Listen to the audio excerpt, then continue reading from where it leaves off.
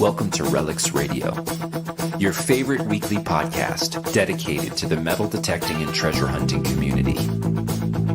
Here are your hosts, Ken from Adventures in Dirt and Tony from 5280 Adventures.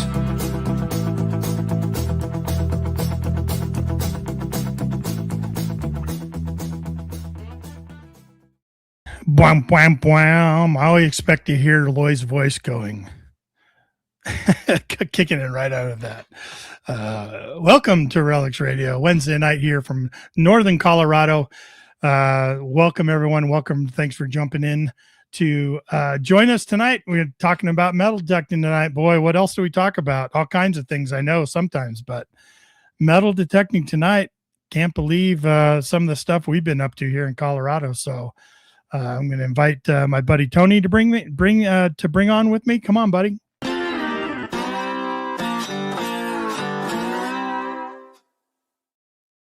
Mr. 5280 Adventures with a drink in his hand. Cheers, man. How are you? Cheers. Doing good. Off. Doing good. How are you? Cheers. I don't have my whiskey. I got my seltzer water. Haven't seen you in a while, man. You've been traveling the world. Well, I got sick there for a while, and actually I'm still right at the tail end of it right here. But so you're gonna hear me clearing my voice a lot. But yeah, and then I had this kind of vacation planned to Wisconsin, to Chicago and Wisconsin. I think we talked about that last time we were on the air. Yeah. So yeah, I jetted off to that for just like 4 days over to the Valentine's Day weekend. And I got to see all my grandkids. You know, they recently moved from Cheyenne to middle of nowhere, Wisconsin. And boy, it just feeds the soul, man. You know how it is, Grandpa. I do. You sent me that picture today with you with the 8 grandkids. Yeah. And I was like, oh man, it makes your heart go. And I was like, so you got me beat now. You got 8. So, and the best thing about it, like, that's one of your children. Yeah, one child has 8 kids. You guys are set to have like 50 grandkids. We do. So. We got 6 kids, man. So one of them has 8. So I mean, she's probably not done. So you're off to a good start, man. So yeah. But it was just fun, you know what I mean? Like they just all were driving down this country road in the middle of farmland USA, and there they are out in the middle in front of the house, man, just by the dirt road, just waiting for us to pull around the corner. And they're all jumping up and down and yelling back and forth. And it had been probably a year since we'd seen them. And it was makes you awesome. Think like, you know, when you're at home and you're so with blinders, you know, you've got work and then you've got this and and you got the blinders on and you're just on the course. It kind of removes those blinders and says, you know what, there's other things out there. Well, I was just talking with my wife about it before the show. We were having dinner and just talking about, we've got 7 grandkids and, how, we really haven't seen them since Christmas, after Christmas, there's kind of that lull in the action and stuff like that. So I was like, hey, I'm getting that itch. And mostly, I mean, not mostly, but hey, it didn't hurt when you sent me that picture of you guys. I'm thinking, oh, you know what? I haven't seen my grandkids in a couple weeks. So it's incredible. I was so happy for you guys to see you get out there, and you did some sightseeing over in Chicago, and I was really happy to see you kind of remove yourself from the rut that you are in, like nonstop here. So have some time with your wife, have some time with the grandkids and kids, and I love that. And I know, thanks. I know we talked about it too, but sort of trying to turn a negative into a positive, I mean, like we lost our little dog, and we put our little dog down, and the only positive that comes from that, if you can even find one, because it's still he's still around, if you know what I mean, in our mind, but is the fact that released us to now be able to travel. So my wife's like, finally we can go on a vacation, let's go. And so the first place we wanted to go was to go see grandkids that moved away from us here. And it's just cool, man. You're sitting with them. Each one of them's different. Each one of them, you have a little bit of a different they remember different things. And I got that chance to connect to each one of them, and kind of, the little ones were real babies last time we saw them. And so now they are able to interact with you, and even their dog, man. because they have this humongous dog, and every time I'd go over there to their house, that dog would just clamp onto me, man. I'm like the dog whisperer or something, you know what I mean? Like I would pop its mouth and we'd wrestle, and it's this huge dog. Right. And we'd wrestle, and it just got a big kick out of that and ended up on its back because I was rubbing its belly. And you know what, dude? It's been a long time since I saw that dog. And he came running up to me and kind of jumped up on me, and I popped his mouth a couple times, and he just laid down on his back, like rubbed my belly. He knew immediately who I was. Right. And that's amazing. Pretty amazing. Yeah. I love that. That's incredible. Family, guys, if you're listening to us live right now, leave us a little comment here, our visiting out of town family and things like that, and how often you get to do that, and how much it really means to you. Because we talk about, I made a post this week on social media on Facebook, had you and Cindy and Beth and myself when we were at Rush to the Rockies. Right. Said, of all the things that we find, metal detecting isn't always about the relics. And and then on top of it, this past weekend, Cindy, Beth, and I, and our guests were able to get out and detect, and it was just something of missing, and it was you not being able to be with us. It's not just about the relics, man. It's about spending those times and passions with the people that we really enjoy to be around. So, and we were talking to Jerry about that on the last show, and if you guys missed it, you go check that show out with Jerry. The last one, it was amazing. But we were talking about that too, about detecting with people versus detecting alone. Yep. Absolutely. I know I had some guy recently reach out to me on Messenger and was like, "Hey man, do you detect alone or do you detect with people?" He was kind of feeling me out. And I'm like, "Man, you've got to find some people to go with." And and I was thinking about you guys too the whole time I was away. People had asked me, like, "You bringing your detector with you?" I'm like, "No, man, we're not going to have any time for that." And we didn't. We were busy, screaming busy the entire time. We were wiped out when we got home, man.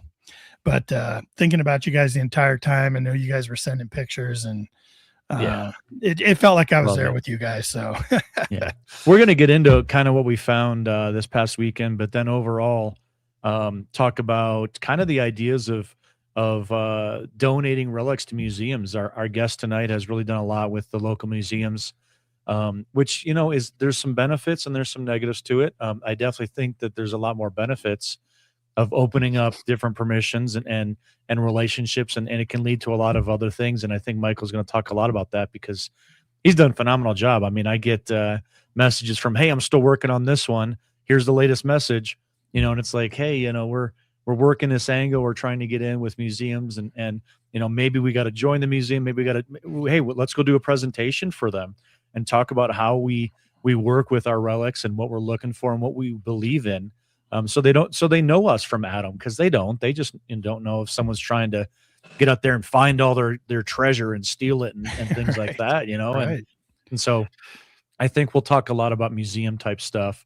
And I've got, hey guys, stay tuned because I've got some incredible pictures that Michael sent over that we're going to show and discuss. And you guys will get to see firsthand some things that he's worked with and found and donated as well. So it's going to be a good show. Let's bring him on. Yeah, let's want to do that right now. Let's do it. If I can get to the right button. I'm out of shape. Hold on here. We can shout some people out after he jumps on with us. All right, here we go.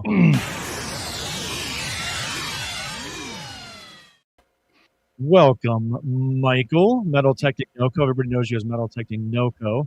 What's up, Michael? What's up, guys? That was quite the intro. Special guest. I like that. Yeah. Thank you. I think it was a very warm. It was either that or this one. We've got to make one for Tony so that I can bomb him with it at some point. Oh, that's brilliant. I'm still trying to come up with a good one. Both of those are great. And before I forget, I just want to second what Tony said. Ken, we really missed you this weekend. It's not the same. It's tough. It is about the camaraderie. I mean, a lot of it is the cameraderie. And without DK, we had a great time. Don't get me wrong. But you sure did. Technology is good, though. I mean, Ken and I have missed some hunts together. We found some incredible stuff, and you FaceTime with each other, and you're right there. We were sending pictures over to him. I know Cindy shot over that button that she found. And it's just including because, the five of us, the three of us, the two of us, those kind of deals.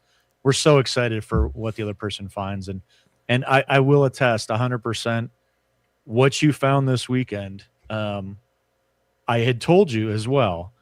I'm extremely happy that I was able to be there to see that and enjoy that with you. Didn't matter who find it, but man, what a freaking. And I can't wait to tell the story of it too, because there's a story. There's a story. And then there's a behind the scenes story to it as well. So I'm anxious to, I don't know how much you're going to share of that behind the scene. I already put it out there, man. I mean, and so did you kind of at the end. I hope you kind of saw the blooper reel at the end of the video. I did. I did. That was funny. And you mentioned, being excited for other people. And that's how I felt when I first met you guys, as I brought you out to this incredible property that I'd been hitting for hours and hours and hours. And if you'll recall, like when I finally got a group of guys who actually knew what they were doing out there, if you'll recall, I found nothing that day. You guys were just cleaning mopping the floor, right? And I was super happy. I was just as happy, if not happier, seeing other people like get some relics and get just as much enjoyment as I had been getting by myself. Yeah. I got to tell you though, I still feel guilty because I feel the same way. I feel the same way. You didn't find as much when we were there. I think I felt like a freaking weed penny. You guys are pulling up silver coins and I still buttons. Feel guilty for that. No. And then I can relate. I actually feel guilty after this last weekend. I mean, it was Valentine's Day weekend. Had a great time otherwise, but I went home like, oh, this is. But then but since then I'm like, okay, you guys have been hitting this place for like what years? I think we've been out there 7 years. It's like, all right, you guys have had your time, and you guys found some incredible things, right? If there's ever been a show that is going to define what we're always saying on the show, it's about inches and angles. That's what she said. It's all about inches and angles. That's what she. All right. It's going to be this show because you're right. We talked about in the last show. We had gone out there. I don't know how many more weeks ago. Cindy and I were out there. You and I were out there with Cindy a few weeks ago. You made that incredible find, Tony, and we have just hammered this place because it's a great place with a lot of age for Colorado, and had traffic. Man, it had traffic and. Yeah. We're still finding stuff. And for me to see what Michael found out there in an area that I have personally hammered around those rocks, man, I can't believe you found that around those rocks. But anyways, we'll get into that. But yeah, it's just inches and angles. And the fact that this is your first time out there, right, Michael? Correct. And for you to find it on your first time out there in a hunted out place like that, man. Yeah, I chalk it up. So excited for you. It's like a kind of beginner's luck, right? I don't think it's. No, you know what? I don't think it's beginner's luck. I'll tell you what it is. It's a different set of eyes. It's a different mind to get on a clean slate and go, if I was here 160 years ago, where would I go? And that's exactly what you did. Or maybe like when you guys came out to that permission I got, and you looked and you said, okay, where has Michael not detected yet? Not hit as hard, hasn't concentrated as much. And the location we were at, it's a large ranch. It's an open prairie, an open pasture that horses are in. And, that part is easy swinging, right? It's the low hanging fruit. You get out of the truck, you turn on your machine, you walk through the pasture, right? That part's been hammered. But where you went was, where would somebody go sit to get out of the sun into the shade and sit and relax for a second? And it was tough going. Luckily, I still have the recording of it, of me trying to get over the rock. That was not my most graceful moment in history. But no one's seen that footage. Michael's the only one that saw me be very graceful to get over the rock. Are you going to show that tonight, Tony? You ever seen that footage? You ever seen a baby giraffe try to stand for the first time? Well, here's the thing. Shoot. Like, my knees are done for, number one. Number two, he's in these rocks and these trees. And then on top of it, I know this is like, he's already said, well, I'm trying to get over there, bucket lister. So I'm losing my mind. I'm trying to see what he's got. I'm trying to get over these rocks. I'm not as nimble as I used to be. It was it was very humbling.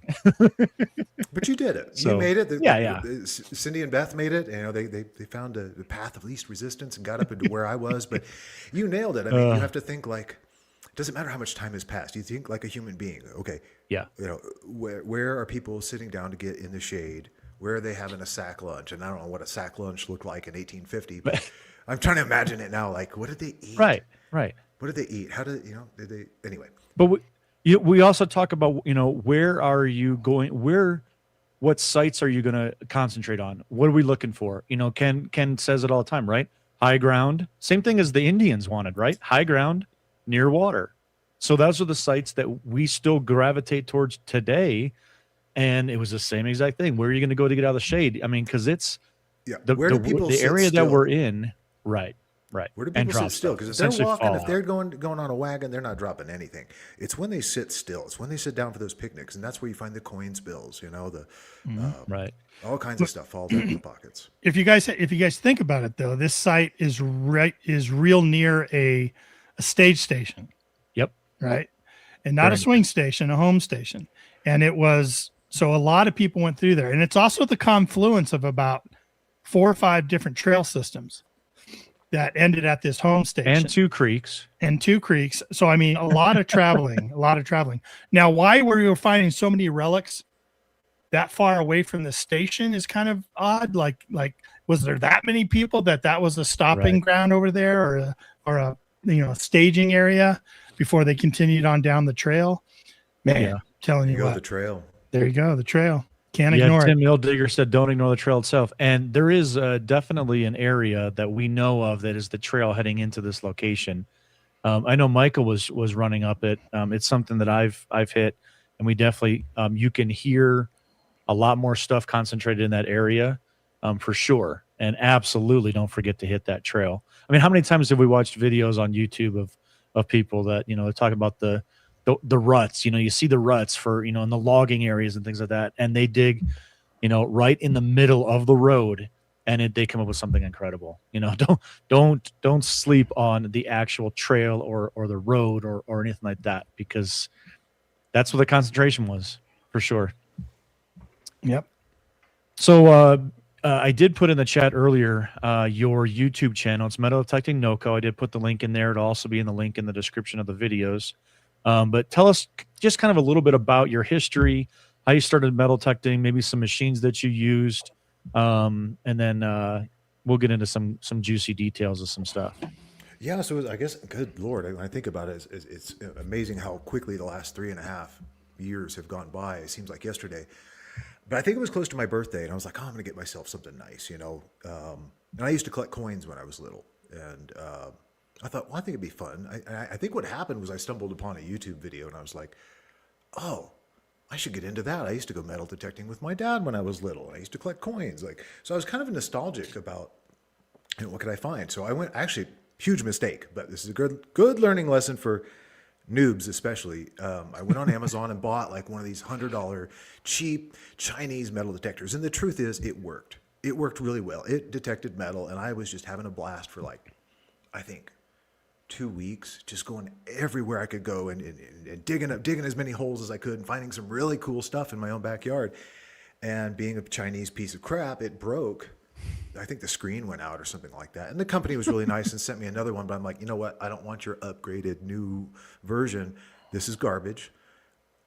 The learning lesson there was, for another $100, I could have just gotten a reputable machine. And that's exactly what I did. So I'm like, well, it seems like all the pros are going with the Equinox and other variations. And it seemed like MindLab was kind of the go-to for a lot of pros. So I'm like, well, I don't really want to spend $1,000. What does MindLab have for under 500?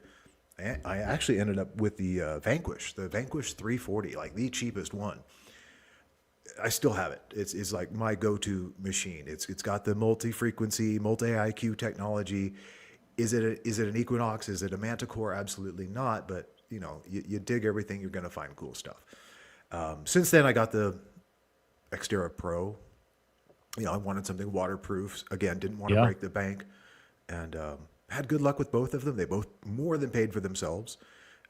So fast forward. a little bit, and I actually found my first like true artifact, and it was just a little trolley token from, here in town. And I thought, well, what am I going to do with this thing? Well, why don't I reach out to the trolley folks? They actually still operate here in town. So if you ever come to Fort Collins during the summer and you want to ride the trolley, you can jump on and go back and forth. And they're original, trolley cars that they've restored. So anyway, they were gracious enough to give me a little interview. I thought, I'll go film it, and maybe I'll start a YouTube channel of my own. And the rest was history. That's awesome. But that's what gave me the idea. It's like, well, what if I take some of these, more historic pieces of history and reach out to whoever, wherever I think they belong. Like with the trolley token, it made sense to just contact the trolley people, see if they'll take it. Sure enough. Since then, I've just reached out to other museums. In fact, Tony, you were there when I found a really neat piece of Northern Colorado history that related to migrant workers and agriculture. So there was a museum here in town that was specifically dedicated to all the migrant workers, and specifically as it related to the sugar beet industry, which is huge out here. And same thing, they were just like super glad to have this and put it on display as just what I've learned is it doesn't matter how small it is. It doesn't have to be like Lewis and Clark's freaking belt buckle. Even some of these smaller pieces, if you reach out and ask a museum, you'll be surprised. I've only really had one no. And the reason they said no is because they already had one of whatever it was that I was trying to donate. So can you describe the sugar beet relic there? Because I thought that was absolutely incredible, because it seems like something extremely small and inconsequential, but it tells such an incredible story of that. Not only that specific site, but the town. The town grew because of what that was. So tell a little bit about the sugar beet relic. Well, I think it's pretty rare if you can find something with a date on it. It's rare if you can find something with a name on it, right? But if you can find something with a name and a date, boy, you've got a rabbit hole you can go down real quick. And this particular bale seal, again, just a chunk of lead, but it said Prague, 1908. And it had a company and name. Where are you? I mean, you're obviously not in Europe.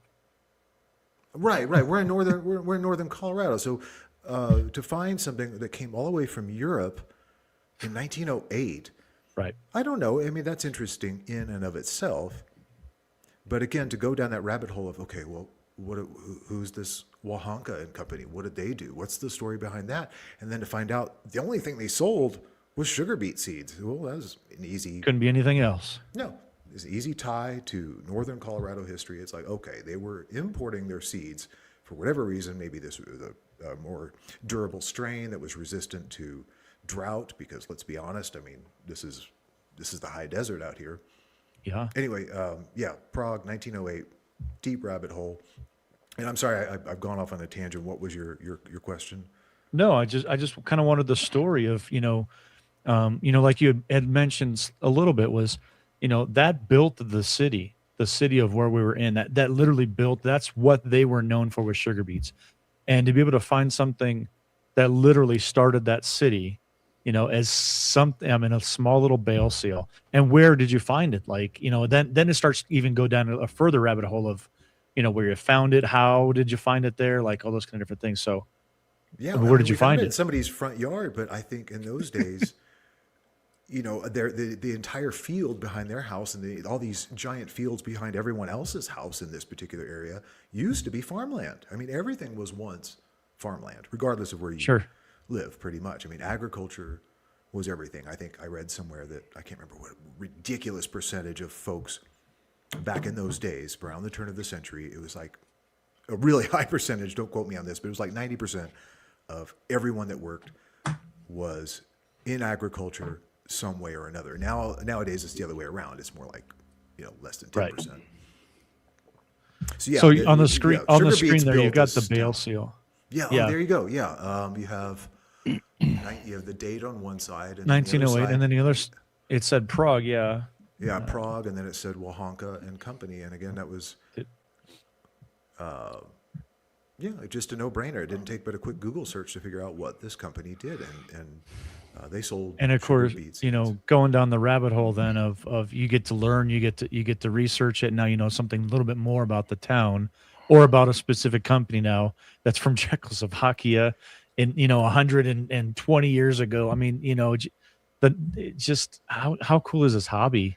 I mean, and I think one thing that's easy to overlook is, this personal aspect. When I met with the museum coordinator, I mean, the excitement on his face. I mean, I'm like thinking, Right. how's he going to react?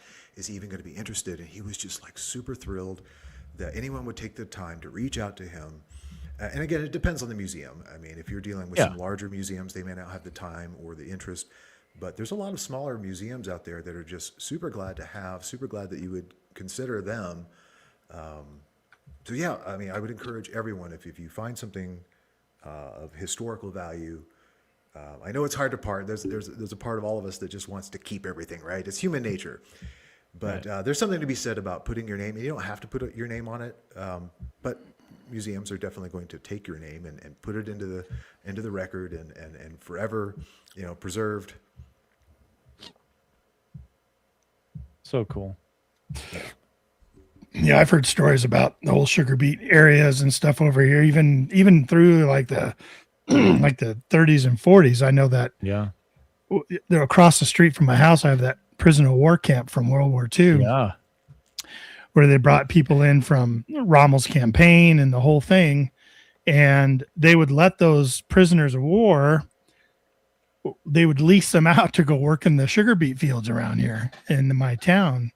And, they'd pay them a wage and everything. And, so they make some money while they were here in Colorado, taken in from Africa and all kinds of places on the other side of the world, really, so to know the history of this area tied to sugar beet farming, and then to get that bale seal for the seeds, man, it's really cool. Really cool. It is really cool. Yeah, it's incredible to learn about the history too, just to know that, you're right. It brought people from Europe, the Southwest, they were just begging for cheap labor, and what better way than, immigrants fresh off the boat, maybe some second generation folks. I know a lot of folks here in Northern Colorado came from like New Mexico, Arizona, that area.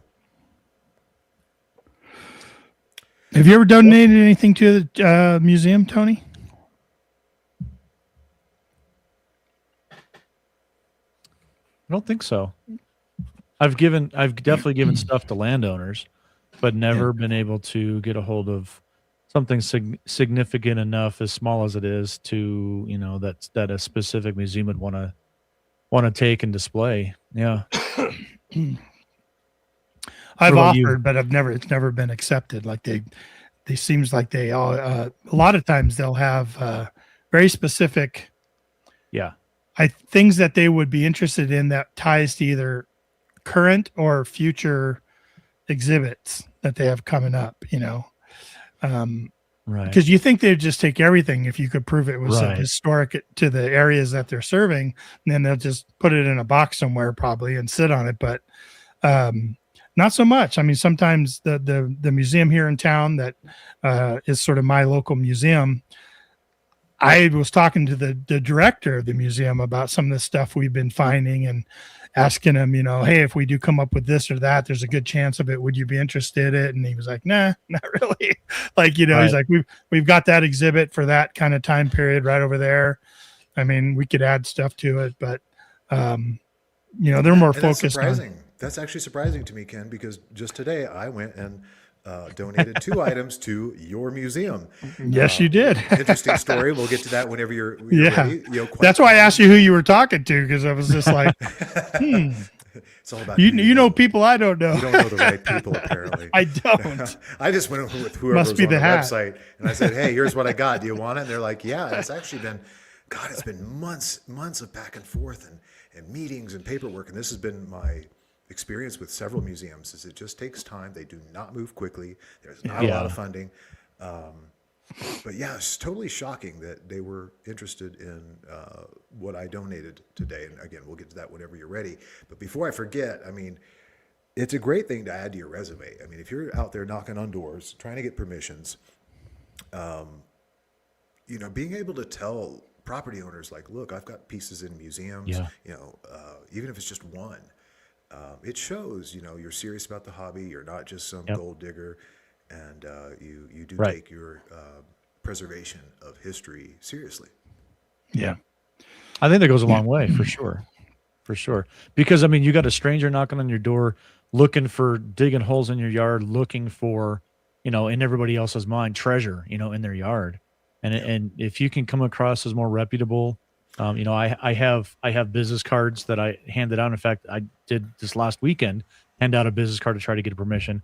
On the backside is metal detecting code of ethics, filling in your holes, taking your trash, respecting private land ownership, kind of all those different things. You've got a 30-second to 2-minute window for your elevator speech and to present yourself as somebody who is trustworthy enough to go onto their land, their front yard, and go digging holes in it. I mean, so it and certainly my wouldn't wife- hurt to drop a museum down on them too. Yeah, and my wife just reminded me that the museum did not have what I donated, which is even more surprising once we get to it. But before I forget, it would, as far as adding to your resume, Nice. if you can join a historical society, a history group, a community club, I found that helps a lot. If you can just say, hey, I'm a member of this group. I think it Sure. adds to that. I take this seriously kind of deal. And I know you guys are members of several clubs, right? Yeah, it's just it lends to credibility. I mean, Yeah. a lot of people, if they're thinking liability, Right. it gives you something to kind of change the topic to get their mind away from this guy wants to dig holes in my land, and he's going to hurt himself for doing it and sue me for everything I've got. So if you start talking about the history of their land, do they know the history of their land? I know the history of land because I'm invested in history in this thing by being members of this historical society. I'm a regular contributor to our local museums. I'll say that sort of, a lot of times the guys in our properties were like, hey, you're welcome to anything we find. This is your land. But I would suggest that anything of historical significance we offer to the XYZ Museum or the XYZ Historical Society. And, you find out who your landowners are pretty quick. Sure. Where they're like, that's a great idea. Or you're like, well, hell with that. You know what I mean?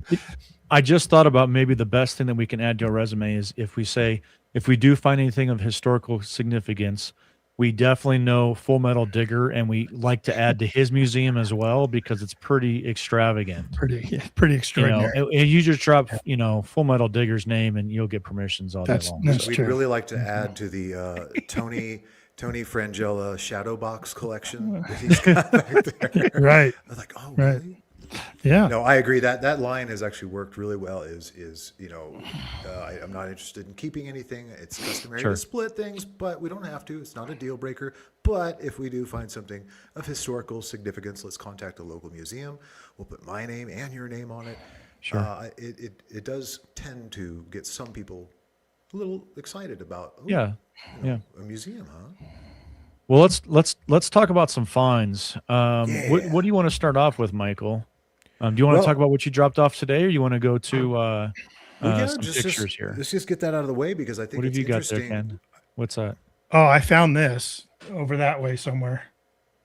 What is, You said we were going to talk about fines. I found that. Is that a handkerchief? Yeah, I found it over there somewhere. Oh, I- dude, I you've think got to he's- get that in the museum. that looks old. It is very bad. Looks a little crusty too. It's a great patina. There you go. Oh God. That's all I've found lately. That's about it. Oh, I Yeah, love it. well, you Teresa don't says come I've got dig. I love it. Teresa says I've got a face for radio. No, that's not what said she that? said. She's You that's not did what not she said. say that. She said that. you have said a that. voice for radio. So yeah, it's not earth shattering, and this blew my mind today. My first question when I got to the museum is, okay, why are you so interested in? Again, we've been going back and forth for months and doing there's Yeah. paperwork and there's meetings that have to happen with some of these museums, and a lot of red tape, especially when the city's involved. These are 2 Coca-Cola bottles that I found in a ditch, perfectly intact. And the great thing about this particular period of time where this Greeley Coca-Cola bottling company produced these bottles was they put dates on them. So it was like super easy to date them. One was 44, the other one was 47. So I'm thinking 82 and 79 years old, right? What's more incredible, though, is that they survived the ditch, because the city comes in and scrapes out the ditch with an excavator like every year. And so most of what's in the ditch is just old, broken bottles. But to find them intact is nothing shy of a miracle. But even more importantly, the fact that the Greeley Museum's like, yeah, we want these bottles. So again, first question is what's on everyone else's mind? Like, what's the big deal? They're just Coke bottles, right? Yeah. Well, they said they didn't have any. Yeah, and how can that be? How can that be? This company has been there since like 1905. And it's a keystone company in the town that is all about history of the town. Like it was kind of famous in the area. The fact that one of those companies, a glass company like that, was here in town. Yeah. So yeah, why they wouldn't have one, I have no idea. A little cliche to say like, oh, it's a piece of Americana, but I mean, it is. I mean, what's more American than a bottle of Coke? But it does say, Greeley, Colorado on the bottom, so it was easy to tell where it came from. But yeah, they didn't have one. And they said the reason is it's technically trash. It's 80-year-old trash now. So one man's trash is another museum's treasure. So given their age and the story behind them, they said most people just don't realize, they just toss them. Yeah. Shame. For Oh, and they did say that they have an exhibit. They have an exhibit coming up called Abuelita's Kitchen. They told me all about this exhibit they got coming up. They said it might go on display during that particular exhibit. Oh, so cool. that was kind of cool, because let's be honest, if you do donate to museums, most of the time it goes in a drawer, and occasionally they might put it out in a rotating exhibit. But yeah. the fact that I watch Brandon at Adventure Archaeology, who digs a lot of bottles, and just finding, and I've been in dumps as well and search for bottles. Finding a bottle with like that small town on it embossed in it, to me, it just makes that a closer connection to it. You could find bottles for whatever, or you can buy bottles because they're rare and this and that.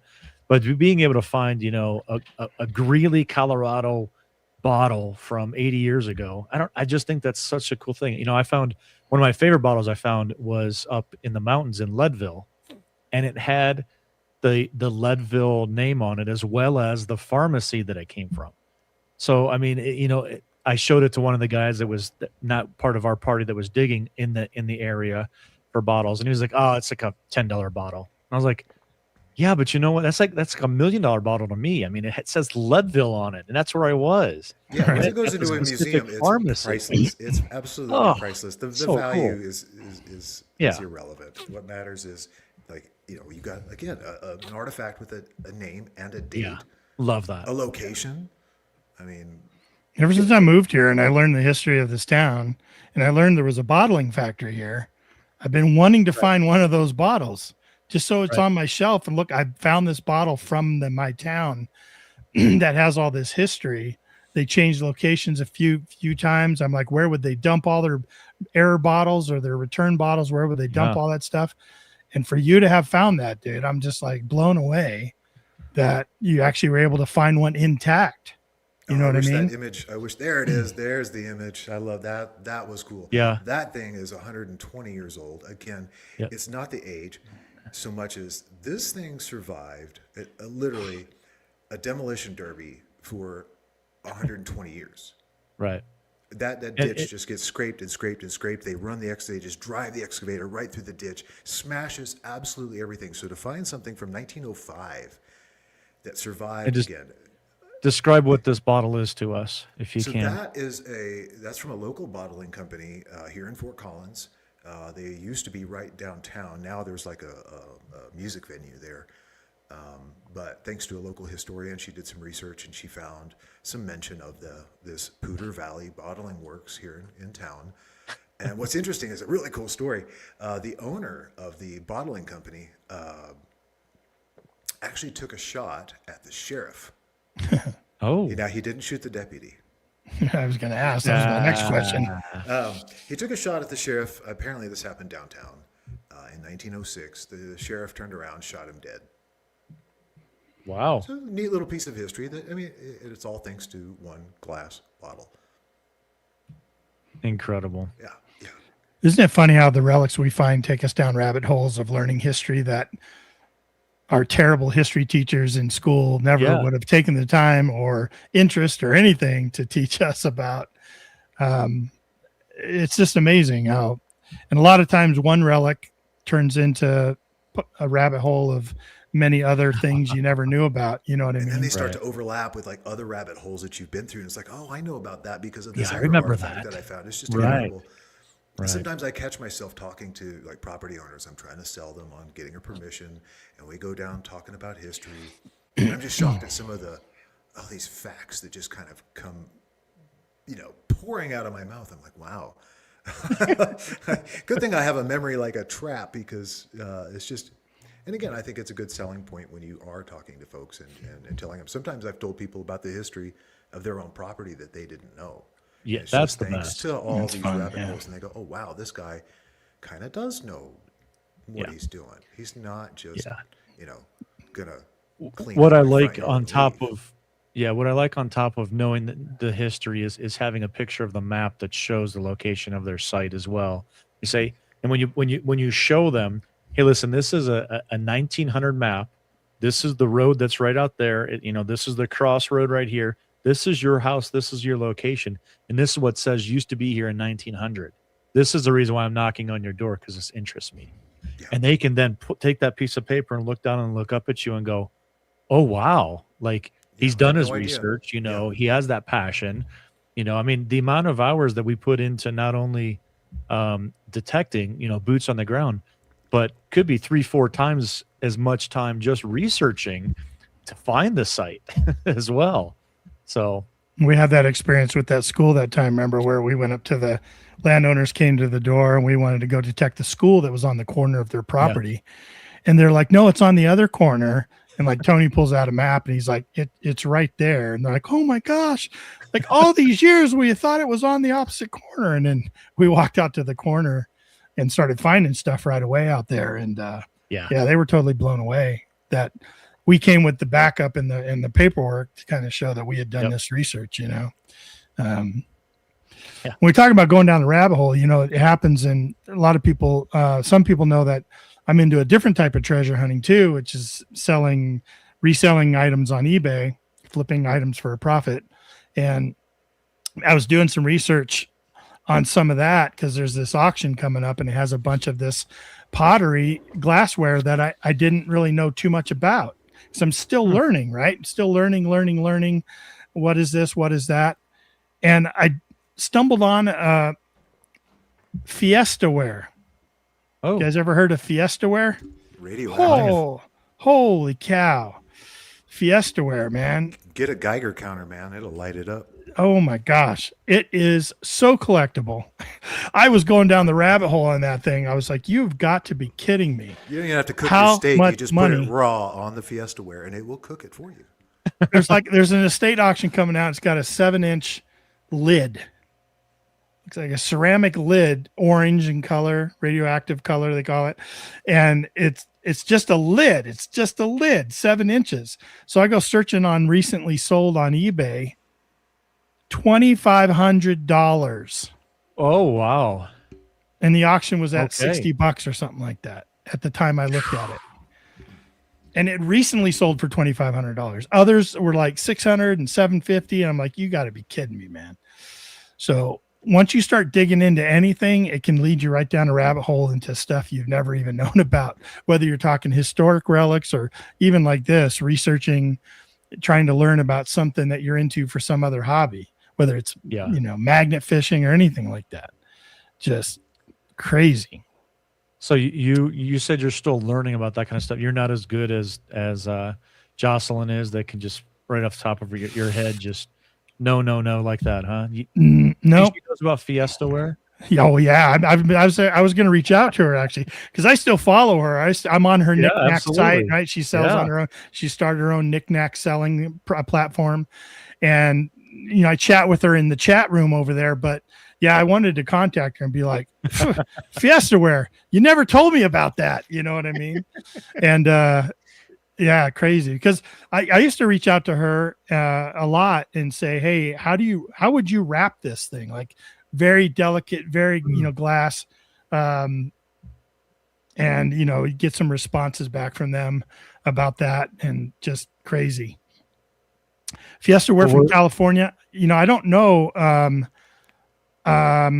Someone just dropped in a little tidbit there. Yeah, here's 1871. from Dave. Yeah. Yeah. Go ahead and read that, Ken. Yeah, established in 1871, it's widely known for its Art Deco glazed dinnerware line. Very basic colors, orange, green, yellow. In 2002, the New York Times called Fiesta the most collective brand of China in the United States. I had no clue. I'm looking at an online auction, and I see these pretty plates and stuff, and I've been getting into ceramics and porcelains and stuff. That's kind of what I've been cutting my teeth on and been doing really well. But I just never knew about Fiesta, man. Isn't it crazy? Well, now you know, and it seems like other people in the chat even know about it too. Yeah, they sure do. We've been talking about a lot of non-metallic objects, bottles, Fiesta ware. It's another one of those rabbit holes that this hobby takes you down. You have these incidental finds. You dig a hole, and out pops a penny, but also included is a marble. Right. I was going to say a marble. The marble history and community. I mean, the different types of marbles, how they're valuable. I mean, it's a whole other topic that you don't even really understand it or realize it. How big it is. Yeah, those incidental finds are a lot. Those non-metallic incidental finds are just as much fun. Yeah. Japanese manga books. Who would have known? Oh, geez. There's an auction that's just got a crap ton of them. Just a crap ton. And I'm researching. I'm like, they sell for that much? Like, oh my gosh, you got to, like, who's paying that kind of money for these Japanese you books, guys know I don't keep anything. You guys know I don't keep anything, right? I mean, I keep a few things, but I love giving away or donating all the things that I find. But of all the things I keep, it's marbles. They're so small, they don't take a lot of space. Barb has a bag of 1930 to 1950 marbles. Heck yeah. So and I would love to know, Barb, like, how do you date these things? I don't mean just like, buying them roses, but I was going to say, I think Barb and you are both married, so I don't know how you're going to date either one of them, but that's okay. Yeah. But, well, I bet there's a rabbit hole for you to go down to look into dating those marbles. Right. You got to take them out to dinner first, but I just stick them in. I have a potted plant. I stick them in there, and it's a great conversation starter. People come over and they go, "That's so funny. Why do you have marbles in your planter?" Well, how much time do you have?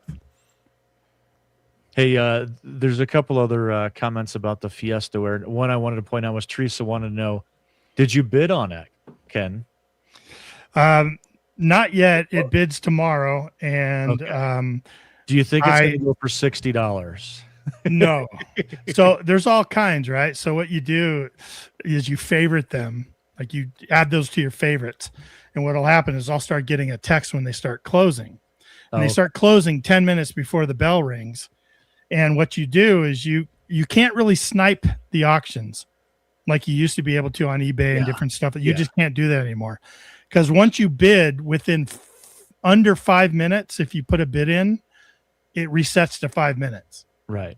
So but there's a tactic I could go over about how to try to get these bids, but we'll see where they're at. I can remember back in the day on eBay, the last like 30 seconds. Your heart would pound. Oh my gosh, it's going up, and you hit it in there, and you don't even know if you got it, because it was just like end time.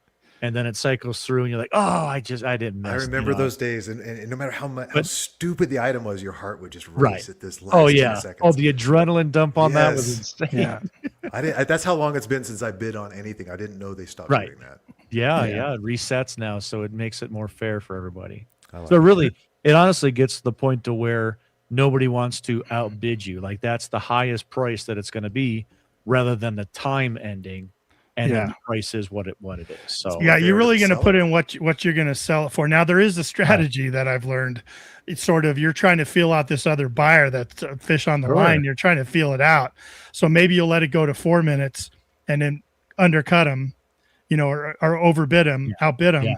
and then see if they come right over the top or if they let it go another couple minutes, because then it resets to 5 minutes. And then if you get them to go over the top, you maybe do that 1 or 2 more times, or maybe let it go all the way down to 1 minute, hit it again. Because by then maybe they've moved off to other auctions that they're watching and stuff. And it's just, it's toying with their emotions. Huh? It is, because you're excited. You're watching. Like one time I had a guy, went back and forth with them. We're getting side railed, I understand, but I went back and forth with him a few times, let it go down to like 4 minutes, and he let it go down to 4 minutes, and then I let it go to like 350, and then he let it go to 350, and then it went all the way down. He let it go to like 5 seconds, and then he hit it again, and I think that was just like a big F you know what I mean, to me, and it went back up to 5 minutes, and then I rebid right away. And he just let it go, and he let it go all the way back down and I end up getting it. But it was, there's little strategies you can do to see how invested people are in with it. But sure. Yeah. One last comment on the Fiesta, where I wanted to shout out to Aggie Hall joining us.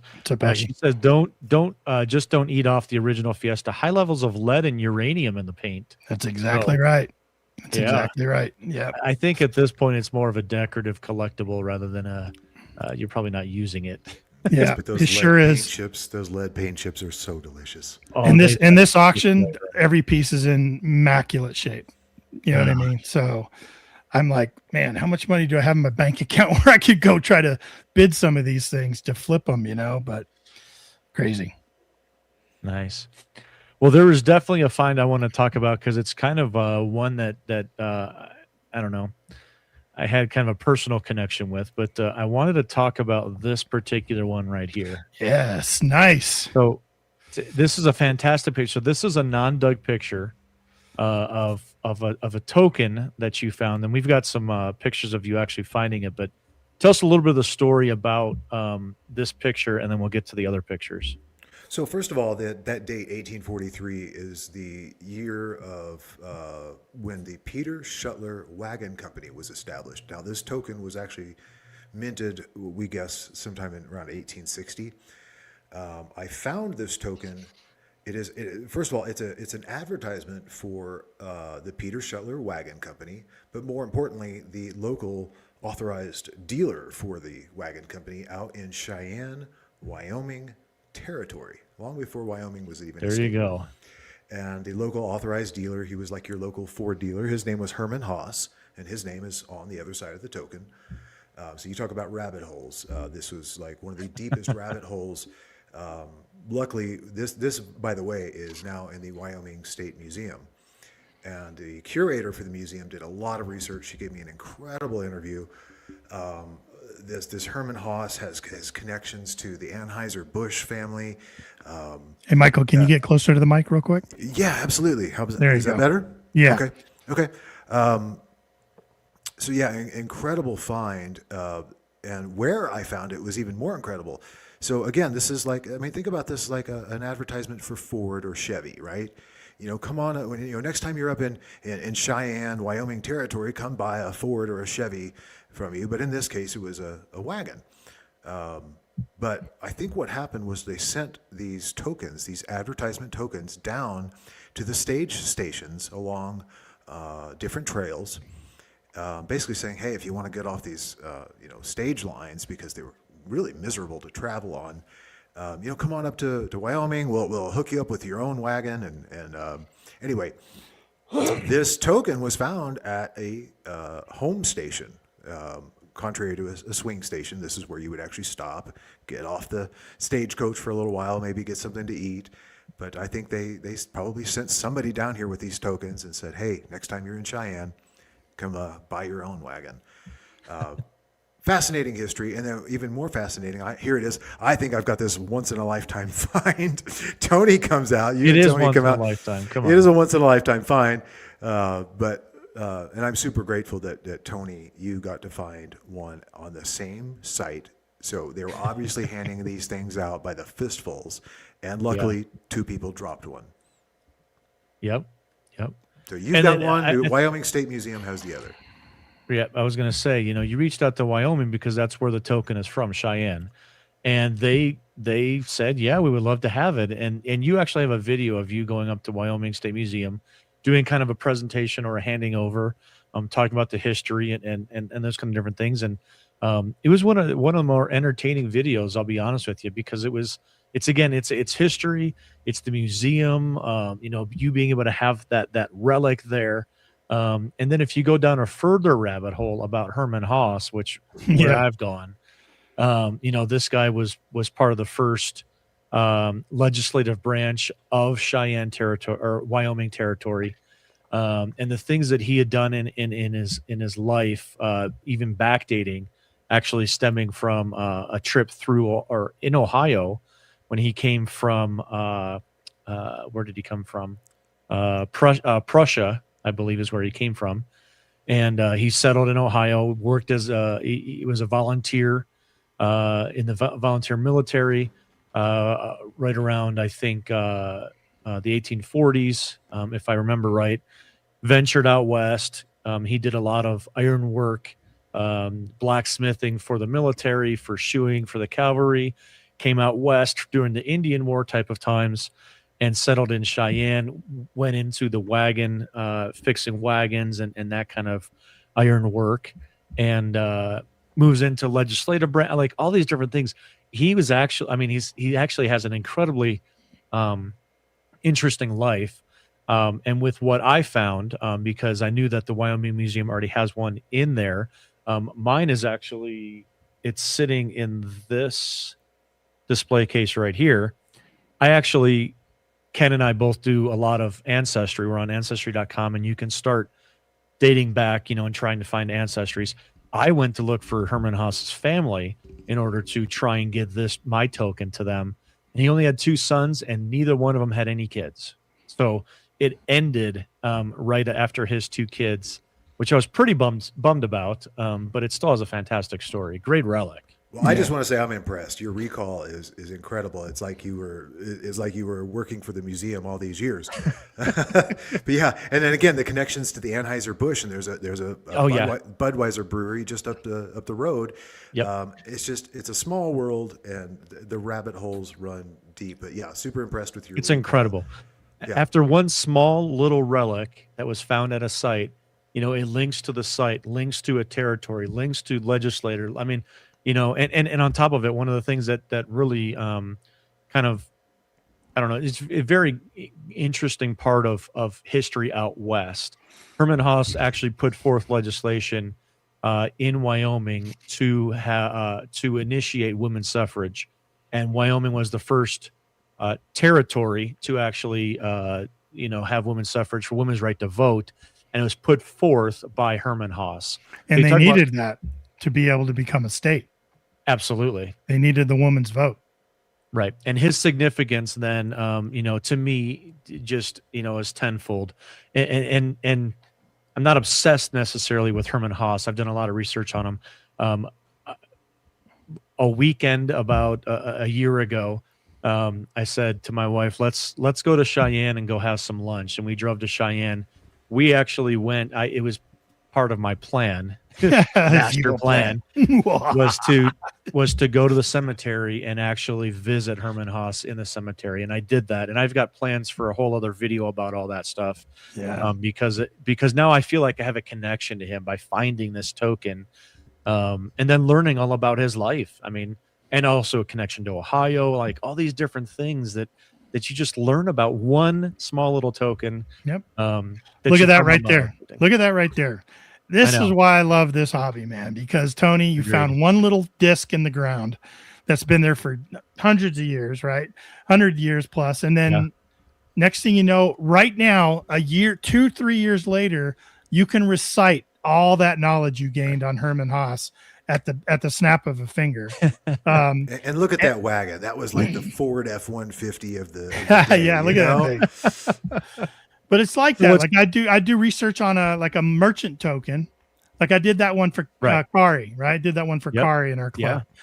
She found a merchant token. I did the research, found out all about there was 2 brothers. They were like really popular in town over in Kansas, Harding, Kansas. They were the merchants there. They had a music store. They had all kinds of stuff. all of a sudden I started finding news articles about the mom who kind of died very tragically. And, I feel like I know these people, like they're my family, Right. you know what I mean? Right. Like I could just do what you just did on this Harding family and there's numerous things like that, like researching dog tags and finding out who this guy's family was and what all happened with them. It's amazing on how much you can learn, but then also how much you can retain because it's so interesting to us. You know what I mean? We tried. We were gonna, see if we could get on the Herman Haas house in Cheyenne and metal detect. Yeah. Well, I found out, sadly, that particular area is now a parking lot. It's super sad. And what's crazy is he lived just a few blocks from where that museum is. I mean, just right down. I mean, just a few blocks right downtown, right by the Capitol building. The last thing I wanted to say about it was, I have gone down a road hole and learned a lot about that particular token, but I can trace it all the way back to Michael and his video and finding the token himself. And when I dug it and popped it up, I knew immediately my recall on it was 100%.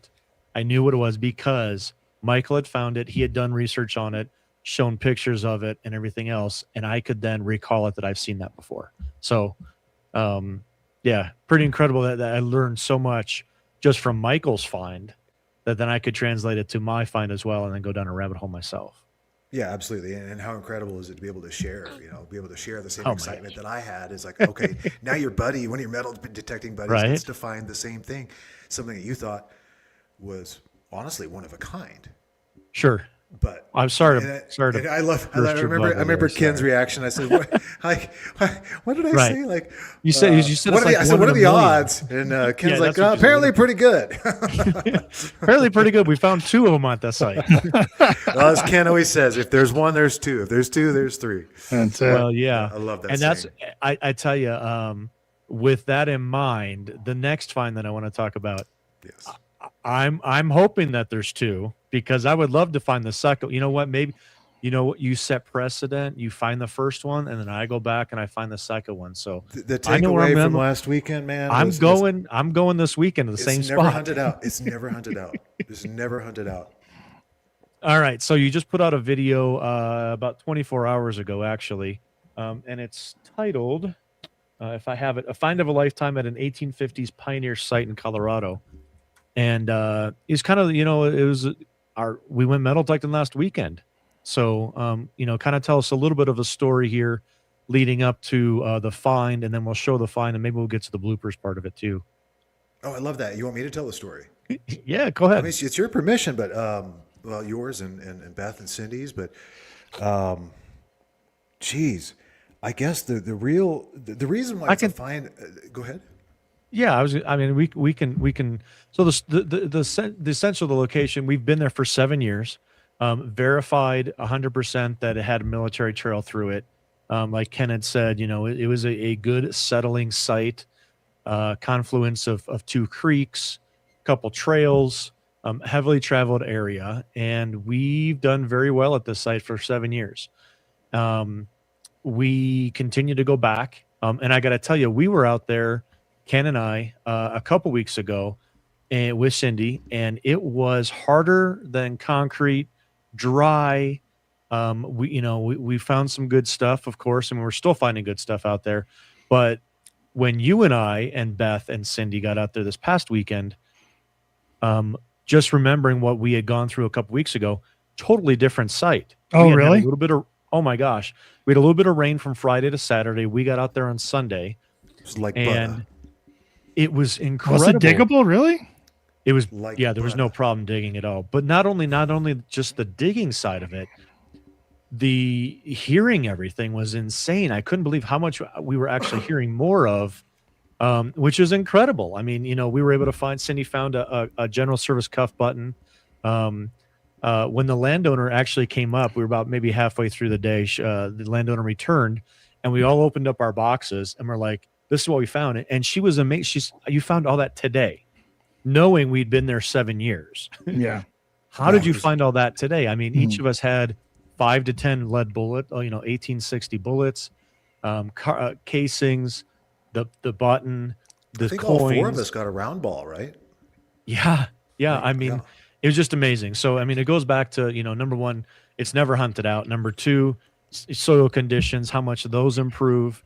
And then number three with the find, like we had said at the beginning of the podcast here, having somebody new with a different approach, a different mindset to and plan of attack into a site, I mean, boom, is incredible. So a little luck and a little luck and a little pee helps too, but we'll get to that in a bit. And may I just say, guys, middle of February, and you're in 60-degree weather plus.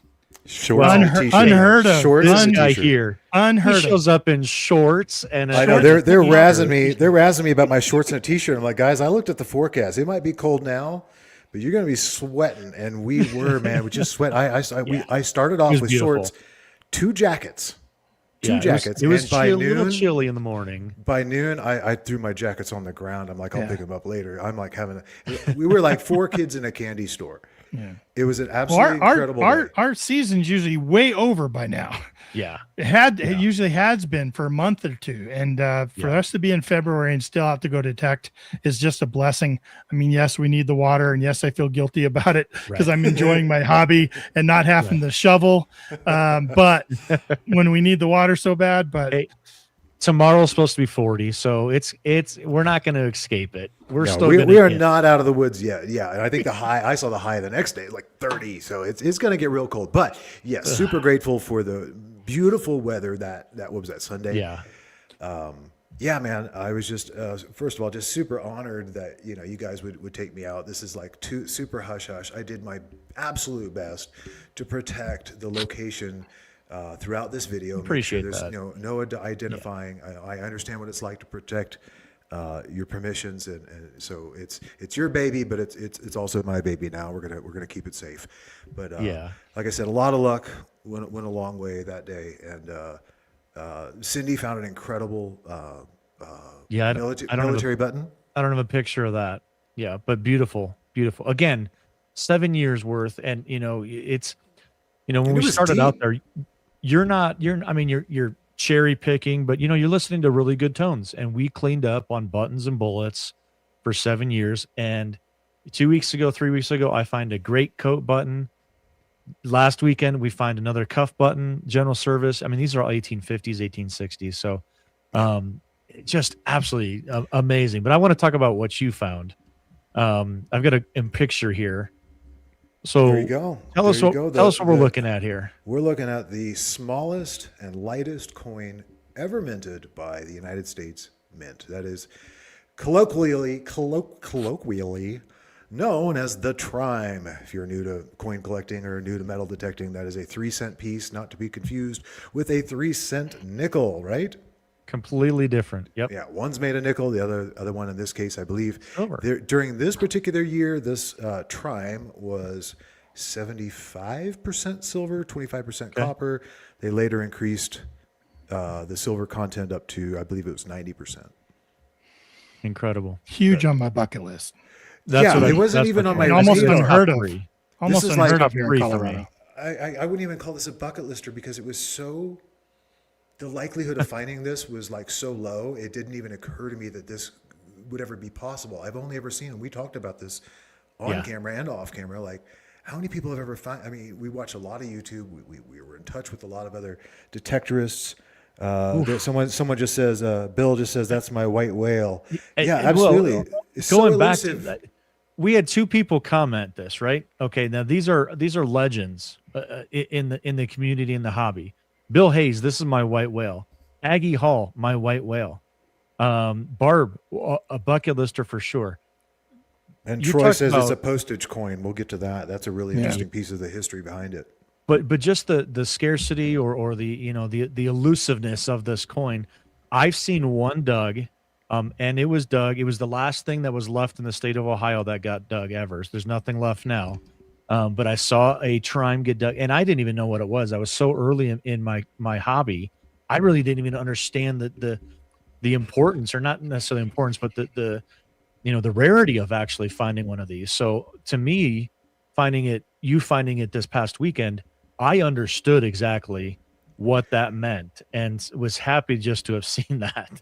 Yeah, I agree with Barb there. She says it was on my I will never find list. That's what a long shot something like Right, this is. right. I mean, if you had asked me like before last weekend, I think I would have been more likely to find a gold coin than to find one of these.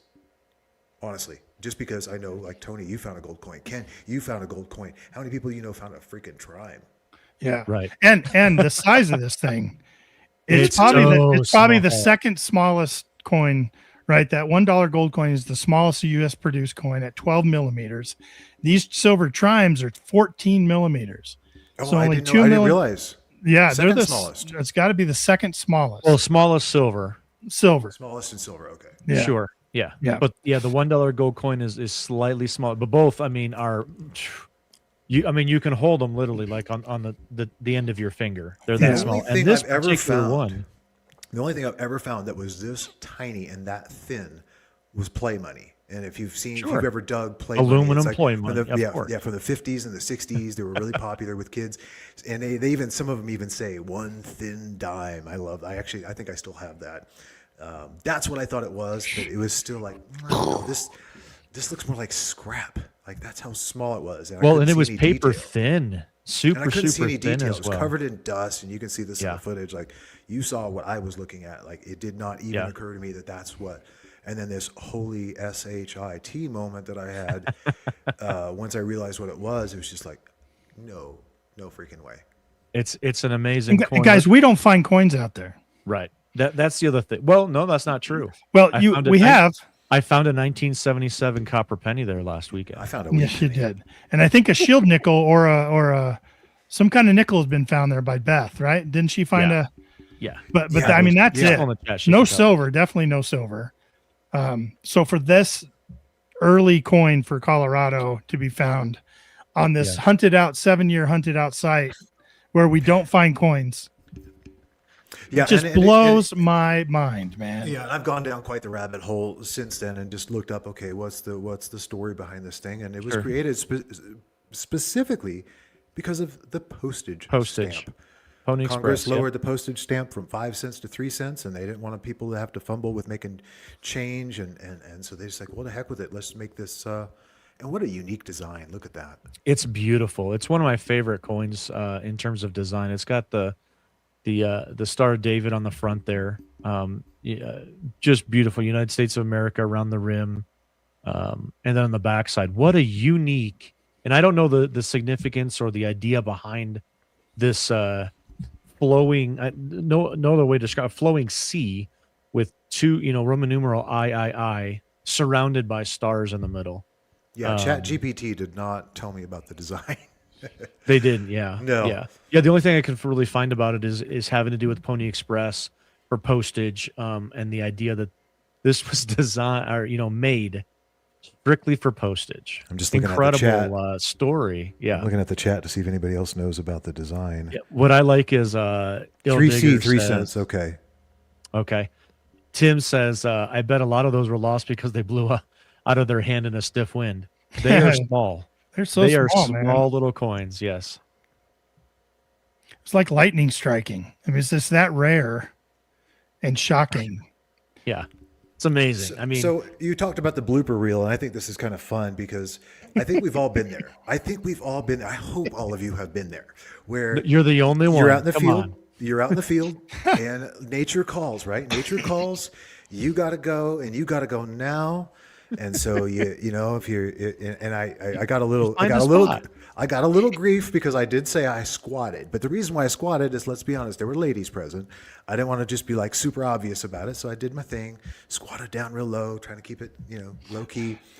And after I was done, I think we've all been there. You're like, oh wait, I didn't detect there. I didn't swing my coil. And now I've got this, this mess to deal with. Right. So I get up and I'm like, I got no choice now. I just swing the coil or don't, and I'll be damned if it didn't beep. It beeped. I'm like, you've got to be kidding. So what did you hear? What did it come up at? Yeah, what did it come up at? 50, 55, well, in a site like this, I will attest, that is 100% the range that we're looking for. But buttons and bullets, all in the mid-tones, low 50s, mid-50s. You're looking for that. You hear anything like that, and you are going to 100% dig it because that's That's what everything was made out of during that time. And it should have like occurred to me at the moment, why is something that small coming out that high? If that had been aluminum, you would have been looking like 10, right? Yeah, 8, just another piece of aluminum foil, right? But it didn't occur to me like, wait a minute, why is something that small? Well, it's the silver content. But I was too busy being dumbfounded that there was basically something in my pee. Wow. So you popped it up, and it shows. And it was in the dry, video. by the way. I did miss it. It came out I was dry. going to say, I'm like, Tony, stick out your hand. Stick out your hand. I got something for you. I'm just glad you didn't put it in the dishwasher. That's all I got to say. No, I did miss it. But it was close enough to go, what are the odds? I mean, the odds were off the charts to begin with, but of all the places I chose to, pop a squat. Right. I'm sorry. But in the video, it shows you popped it up in the video and you're like, I don't know what it is. It's round. And you pick it up and then you were like, I cannot, holy cow. Because you was, see anything round, you get out the camera quick and you're like, okay, sure. Everyone wants to share that moment with you, that moment of what could it be? They don't want to see you clean it. They don't want to see you after you cleaned it. You're going to be a good YouTuber. Let's come along for the ride with me. Let's all enjoy this moment together. And so I got out my camera as quick as I could, and I'm like, I don't know what it is. It's round, and I actually kind of played it down because, let's be honest, the chances of finding a triangle were 0. The chances of finding some scrap aluminum that had blown in the wind, well, that's pretty likely. In fact, I think a lot higher. I found a lot of aluminum on that site that had just kind of blown in. Yeah. I agree. And then once you realized what it was, what kind of went through your mind? I'm sorry, I'm reading the chat. Say that again. I said once you picked it up, and what side did you see? Did you see the star first? I saw the star. I saw the star side, and you knew immediately what it was. Oh yeah, absolutely. It's so unique. Like I said, I've seen them on. I collected coins when I was little, but I never had a trime. I think I may have had a 3-cent nickel. I definitely had a 2-cent piece in my collection. But yeah, they're very unique. Either side, you're going to recognize it. Absolutely. There's nothing else like it. Smacked me like a ton of bricks. I just went, I mean, you hear the genuine reaction in my voice, and I love sharing those kinds of reactions on YouTube as well, but just like, holy Right. And I appreciate you calling us over, because again, it's not always the relics, but sharing with the friendships and being able to, I didn't dig it, but I tell you what, I was there, when you dug it, and I will never forget it. So, and I love that you appreciated the what's the waiting, the suspense, right? So you didn't even tell the girls what it was. So they're still making their way over there. No, I'm not going to ruin it for them. Nobody said anything. Neither of us said anything. And it's like, and then Beth shows up and she doesn't say anything. And then Cindy shows up and like, okay, now that we've all seen it. And you got all the let's excitement. Stand back and just enjoy the moment, because that was, we did. Again, it wasn't once in a lifetime. It was once in a lifetime for so many reasons, but mostly because that place has just been pounded for so long. I'm trying to remember, where was the picture? The picture of the 4 of us is on the video. Was it posted on Facebook as a picture? I'm actually doing an A/B test. I haven't done that on YouTube before, but I wanted to do like a test between 2 different thumbnails and see. Yeah, I wanted to show it. Who's gonna get the most clicks? Me or I think the other thumbnail was of I think Cindy was more prominent in that photo, but it was just an interesting experiment to see. What I was going to say was, Cindy took the opportunity, because at that moment, to turn her back to us and take a selfie of literally us in the moment. And I think she captured it incredibly. And I wanted to show that, because I felt it was just an incredible moment. Like I said, I'm never going to be able to forget being in that circumstance. In that situation, and she was able to capture it literally in that picture, where she turns around and smiling, while the other 3 of us are like just absolutely in amazement. Yeah, second only to the 4 of us out in front of that stage station. I love that photo of me, you, Jeff, and Ken out there. We had just cleaned house on that place and pulled out so many cool things, but the smiles are just, so genuine. Yeah. Yeah. So, a huge congrats to you for really pulling a lot of people's bucket listers, a lot of people's white whales. I wouldn't, Ken, would you consider this if you had to classify it as one of two things, would you classify it as a white whale or a bucket lister? You're right back. For me, because we know what our definition of a white whale is, right? Right. The thing you've been chasing that maybe others have found that you should have found by now. You should have found by now. Right? Yeah. Like IHP was my white whale for a long time. You know what I mean? Right. Probably more bucket list on this because people just aren't finding these around here. Right. And I would never assume I would ever find one of these. It's one of those mind blown, just like a gold coin. You know what I mean? Mind blown. Sure.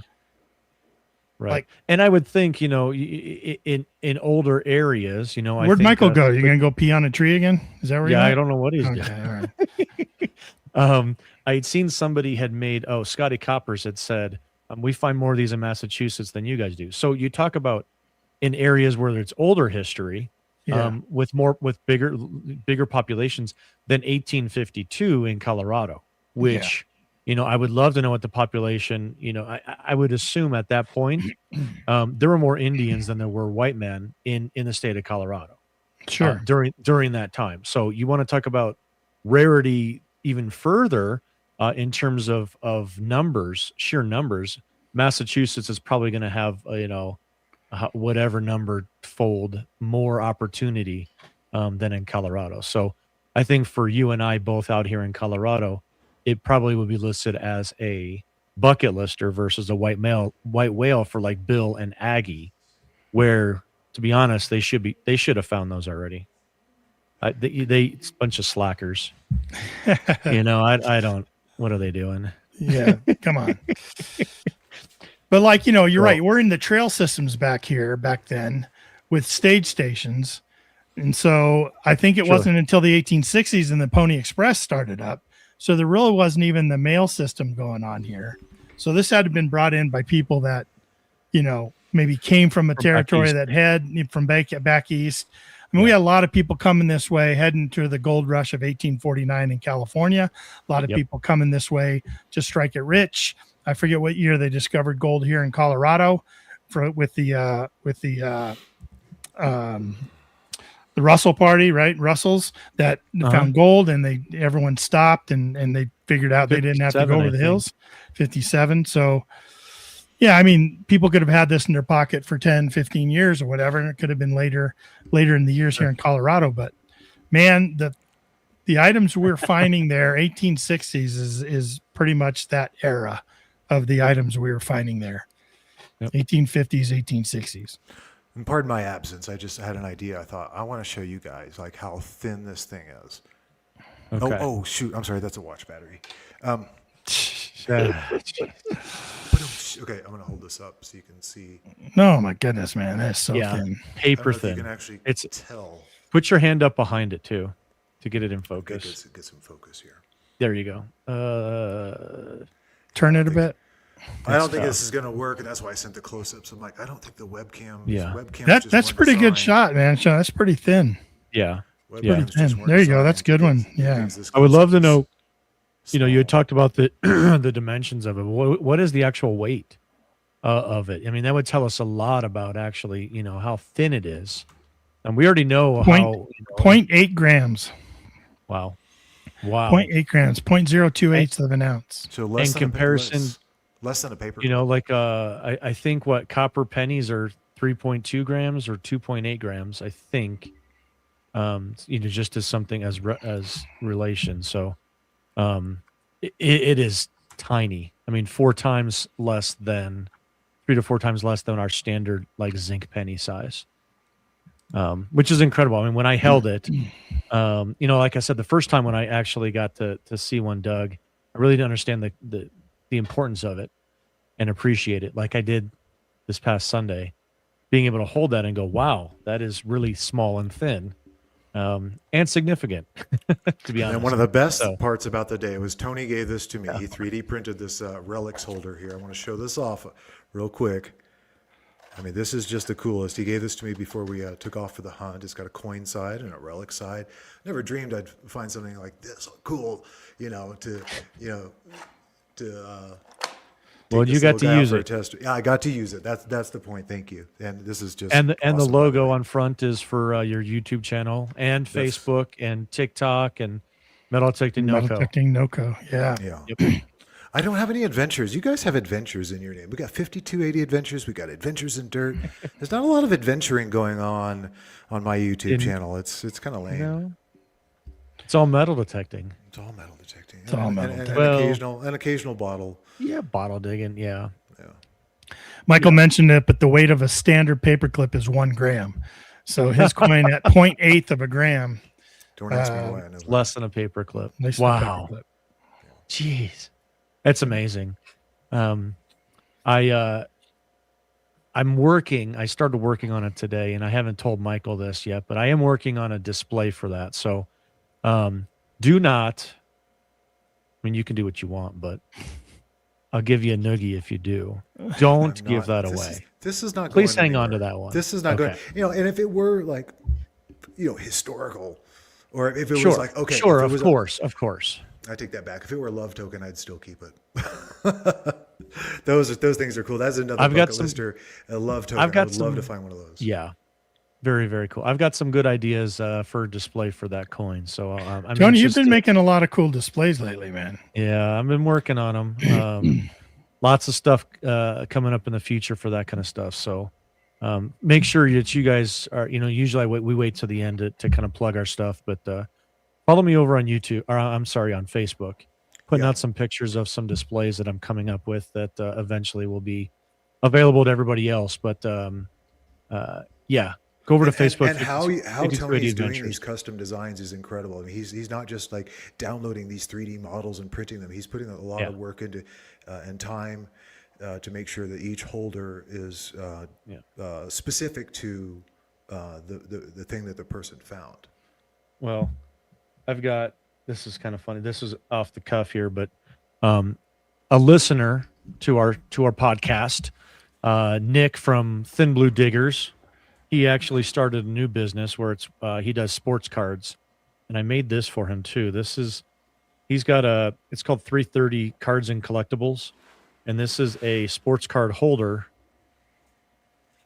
that I'm sending over to him. But man, talk about going down a rabbit hole, not of another damn hobby. 3D printing. God, crazy. It's consuming. Anyways, get back to our guest here. Well, it was a lot of fun coming back from my trip and seeing all the stuff that happened with you guys out there. It was, we had a good weekend. Yeah. We missed you.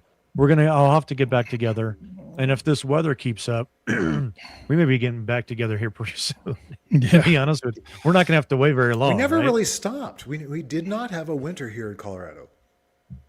There were like a few weekends where I had to skip out, but every other day, I mean, the ground didn't freeze.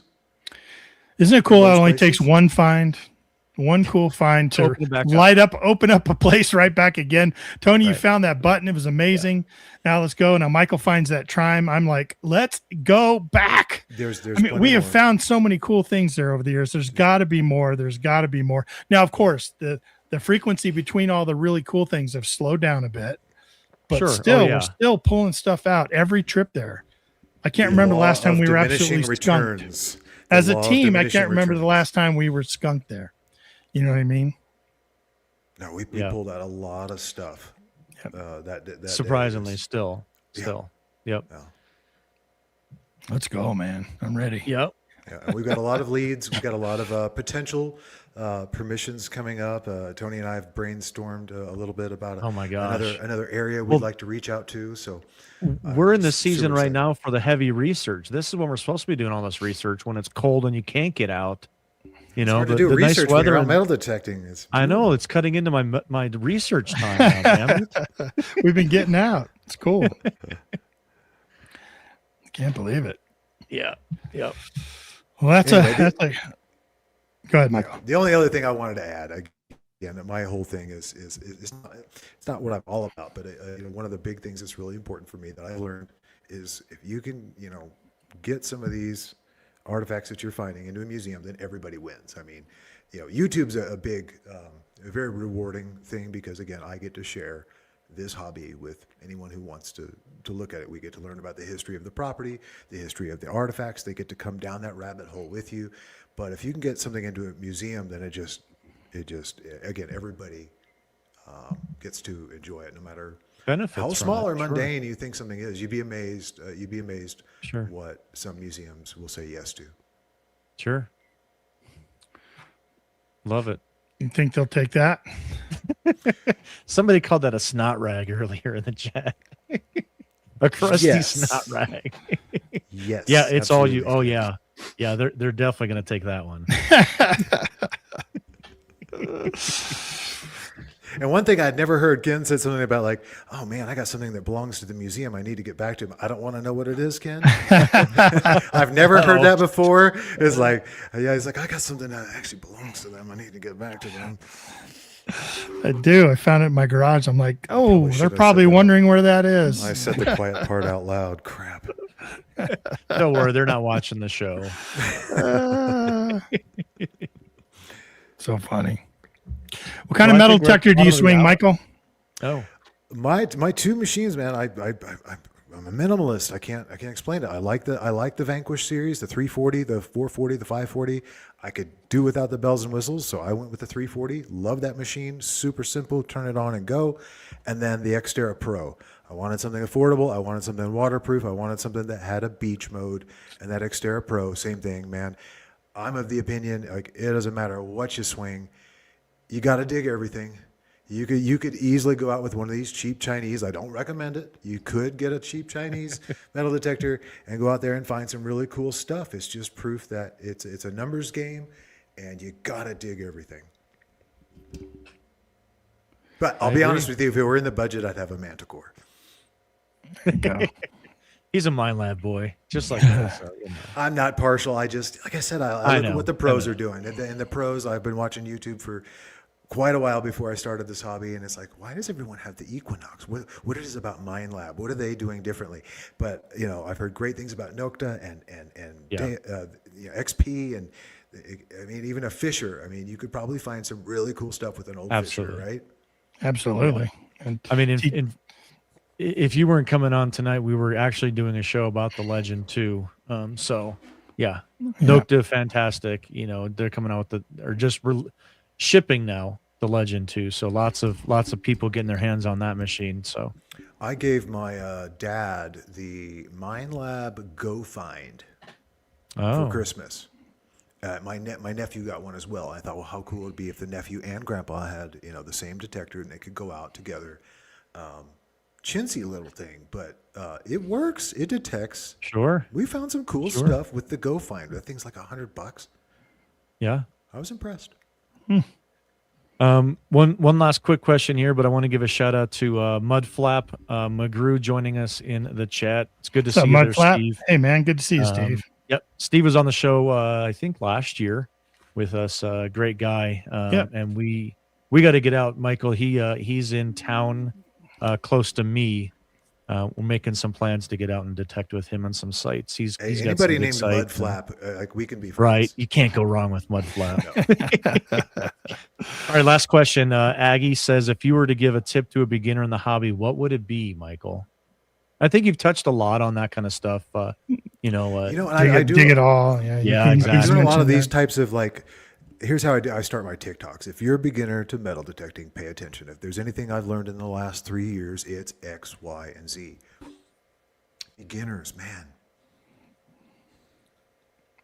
There is no one thing. There's actually two things. Number one is get an affordable machine, but get a reputable machine. Again, don't buy Chinese crap. If you're at all remotely interested, get a decent, reputable machine. And number two is those numbers. If you think those numbers mean anything, I feel sorry for you. Dig everything. Every time I found gold, if you had asked me right before I popped it out of the ground, I would have told you it was another piece of aluminum foil. You've got to dig everything. And then there was that story of that guy in England. I love that guy who said, he's in England. There's, thousands of years of history, thousands of years worth of artifacts. And he was told, dig everything. So he digs a low number and it's a shotgun shell. He digs another low number and it's a shotgun shell. He's like starting to think, okay, 13s mean shotgun shells, right? So he goes and he gets another 13 and he's like, I'm not going to dig it. And then he remembered, he was told, dig everything. And so he goes back and he digs that 13 again, and out pops a hammered silver coin. Those numbers mean nothing. Dig everything, and it's a numbers game. There's no magic setting. Does it help to have an expensive machine? Sure. It doesn't matter what you detect with if you don't dig everything. Now, if it's coming up going, marp, marp, marp, it's probably a nail. Keep going. That's about the only thing you could probably be sure of. We had some suggestions for what your answer would be for to beginners. One of them was swing the detector before you take a pee break. That's a great suggestion to beginners. Apparently not. Take Swing a pee before and you then pee. detect. No. Pee first. Pee first. That was the lesson this last week. Salt the ground, Pee everywhere. You're gonna the gold just floats up to the surface. It floats out, huh? The trimes just come out of the woodwork. Oh, geez. That's what I was doing wrong. Jeez. That's funny. All right, well, let's get out of here, guys. We're past our time. Michael, thank you so much for coming on with us, man. Thank you for having me. This is a lot of fun. It always is. Yeah. It's always fun to hear from talking you. with you always. I can't wait to hunt with you guys again. Yeah, let's get out. I know. Let's keep going. I know. We'll put Soon. something together. Soon. Yeah, soon. it's gonna be sooner Just than keep later. watching the weather, and I was really excited to hear the ground was diggable, man. Because that one time you and I went, Tony, before that was hard as rock. So yeah, it was Love not good, but this past time, it's beautiful. Beautiful. Yep. Yeah. Thanks again. Thanks for inviting me. Thanks for including me. Real quick on your way out, tell everybody where they can find you. Metal Detecting Northern Colorado, or NOCO for short. NOCO does not mean no company. I don't know where that came from.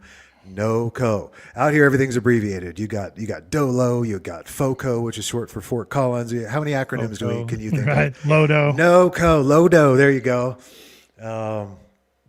Metal Detecting NOCO on Facebook, TikTok, and YouTube. There you go. Good stuff, man. Good stuff. Everybody head over to social media. Check out Michael over on Metal Detecting NOCO. Give him a like, give him a watch. He's got some really fun stuff. We didn't even get to talk really about the gold that you found. That one gold ring that you found was freaking amazing. But and that title video when you land on my channel of the four of us doing the stage station, I leave it there for a reason. That is the most epic hunt I've ever had, and we just had such a great time. Yep. Everybody head over and show Michael some support. Hang on, Michael. We'll chat with you here in a second, okay?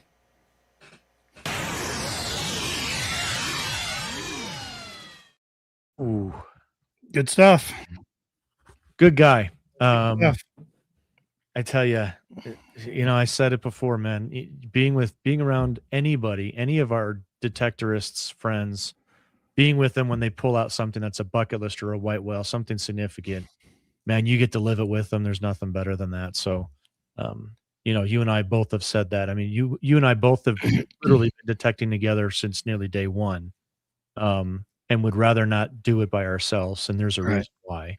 You get to share it and appreciate it with other people. And it's a great time. Sorry you had to miss it. We'll go make some more memories. We saved all the other trimes for you. Yeah, that's what I guess. I guess that's what it is, right? There's other gold coins and trimes out there. That's just waiting for me to go get them. Yeah, that's right. No, it was fun to hear about it and see that, because I could just imagine, especially with the group that was there, Beth and Cindy and you and Beth being back in Colorado for the first time forever. Like, just such a special hunt, man. So congratulations to all you guys out there, and thanks again to the landowner for letting us be out there for 7 years. Amazing. Yep. Before we go, I just wanted to give a quick shout out to Tin Man Cliff. He was in the chat earlier saying, "Yes, Tony, get on the research." Wink, wink. Wink, wink. So absolutely. I've got some research to do this year for us. So definitely get out and do that. So you can find me over any social media, 5280 Adventures, 5280 Adventures. Some good stuff coming out on Facebook. about those displays. Please join me over there. Chat with me. I get lots of messages. Love talking to people. So come on over, follow me, and let's enjoy this hobby together. Appreciate all you guys. Yeah, you can find me over at Adventures in Dirt, anywhere on the social media stuff. I haven't been too active lately, but boy, I've got, I don't know, 6-7 years of backstories and weekly dirts for you to go check out. Just tons of finds to be shown over there, tons of channels to introduce you to. And of course, all my digging videos are over there where you see Tony and Michael and our friend Jeff and Cindy and Beth. We're all getting together all the time. And there's just a lot of my own personal digging videos over there. So check that out at Adventures in Dirt. But hey, go out this weekend if you can get out, if you're not too slammed. I was talking with Merrill from Metal Detecting NYC today. He was saying that East Coast is pretty slammed. So if you can get out, go out there, find the good stuff, tell us about it, and have a great time. But be safe, and we'll see you next week. Thank you so much for listening to Relics Radio. We will see you back here next week for another exciting guest. Until then, get out and dig it all.